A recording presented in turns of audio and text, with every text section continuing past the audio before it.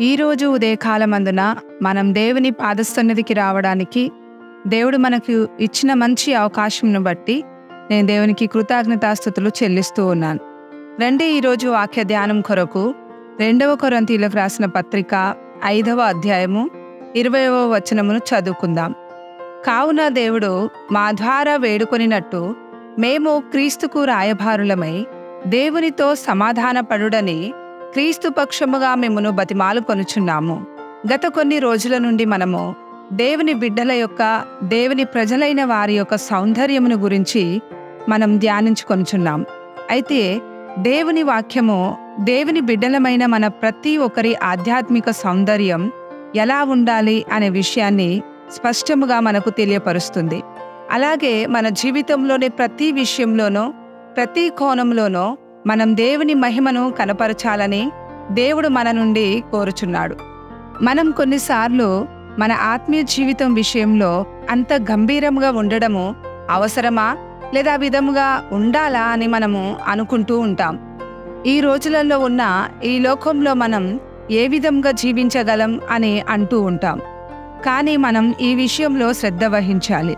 ఎందుకంటే దేవుడు మనలను తనకు రాయబారులుగా ఏర్పరచుకొని ఉన్నాడు గనక మనం దేవుని రాయబారులమైనందున మన జీవితాల ద్వారా ఇతరులకు పరలోకమును బయలుపరచటము మన కర్తవ్యమై ఉన్నది. అది మన విధి అయి ఉన్నది. యేసు ప్రభువు ఈ లోకమునకు వచ్చి ఆ నిత్యమైన శిక్ష నుండి మనలను విడిపించడానికి ఆయన శిలువపై వెల చెల్లించాడు. మనం దీనికి యోగ్యులము కానప్పటికీ ఆయన తన కృపతో తన అనుగ్రహంతో మనకు ఒక నూతన జీవమును లేదా ఒక నూతన జన్మను మనకు అనుగ్రహించి ఉన్నాడు.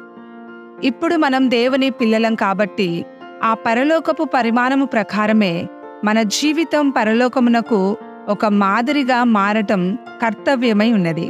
యేసుక్రీస్తు శిలువలో చేసిన ఈ కార్యం మన జీవితాల ద్వారా ఈ లోకమునకు బయలుపరచబడాలి. మన బోధ కంటే ముఖ్యముగా మన జీవితము ఇతరులకు ఒక ఉదాహరణగా ఒక మాదిరిగా ఉండాలని దేవుడు కోరుచున్నాడు. పాపంతో నిండుకొనిన ఈ లోకంలో సాతాను ప్రజలను పాపానికి బానిసలుగా మార్చిన ఈ లోకంలో మనం జీవిస్తూ ఉన్నాం.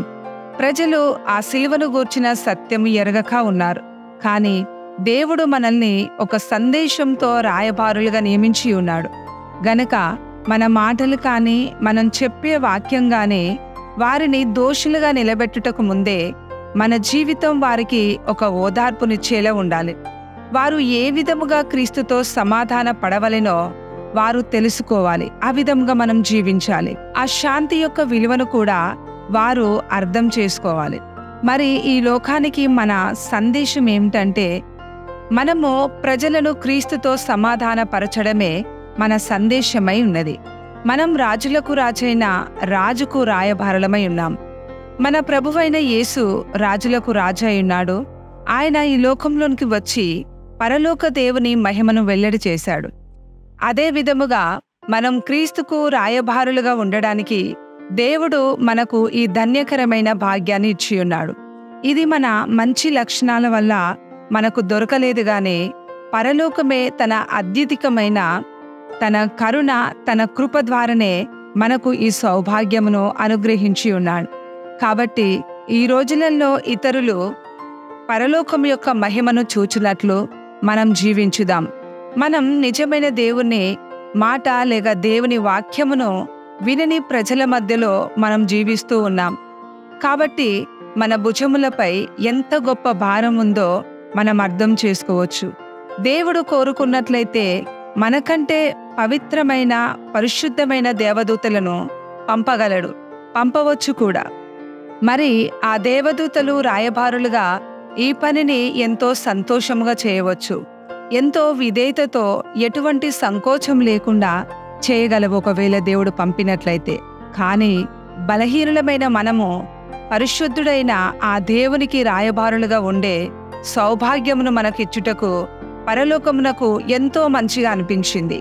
నా భుజములపై దేవుడు మోపిన ఆ భారమును బట్టి మనము ఎంతో వినయము గలవారమై ఎంతో దీనులముగా కావలసి ఉన్నది.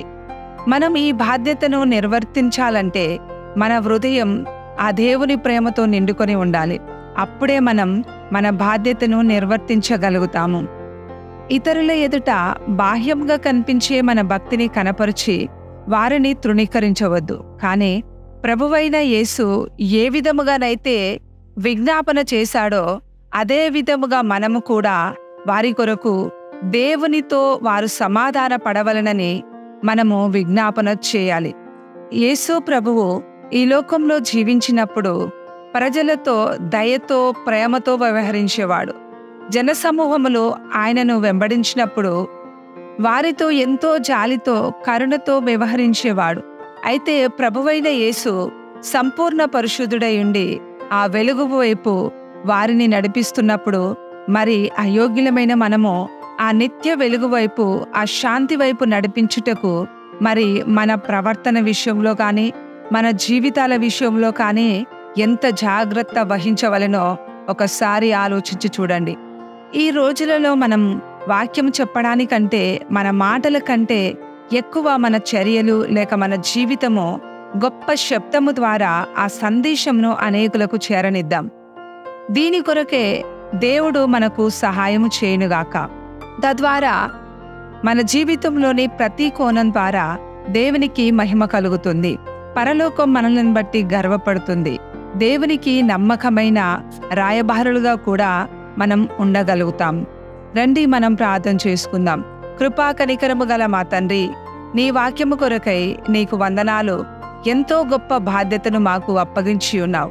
అందును బట్టి మేము నీకు వందనాలు చెల్లిస్తూ ఉన్నాం. ప్రభువా, మాలో కొంతమంది విద్యావంతులున్నారు, విద్య లేని వారున్నారు. అయినప్పటికీ కూడా మమ్మల్ని నీకు రాయబారులుగా చేసుకొనుటకు నీకు ఎంతో మంచిగా అనిపించింది. ప్రభువా, ఈ రోజులలో మేము మా బాధ్యతను నిర్వర్తించుటకు అనేకుల వరకు నీ సందేశాన్ని చేర్చి వారిని నీ వైపు ఆకర్షించుటకు మాకు సహాయము చేయమని నీ దీవెనలను కోరుచు యేసుక్రీస్తు మధురమైన నామములో అడుగుచున్నాము తండ్రి. ఆమేన్. మన ప్రభువు రాకడ సమీపిస్తున్న ఈ రోజులలో రండి, మనల్ని చూసిన వారందరూ కూడా దేవుని మహిమను చూచినట్లు, దేవుని స్తుతించినట్లు మనం జీవించుదాం. మనం దేవుని వైపు ఆకర్షింపబడినట్లు మన జీవితం ఉండునట్లు దేవుడు మనకు సహాయము చేయునుగాక. దేవుడు మీ అందరినీ ఆశీర్వదించునుగాక. మారనాథ.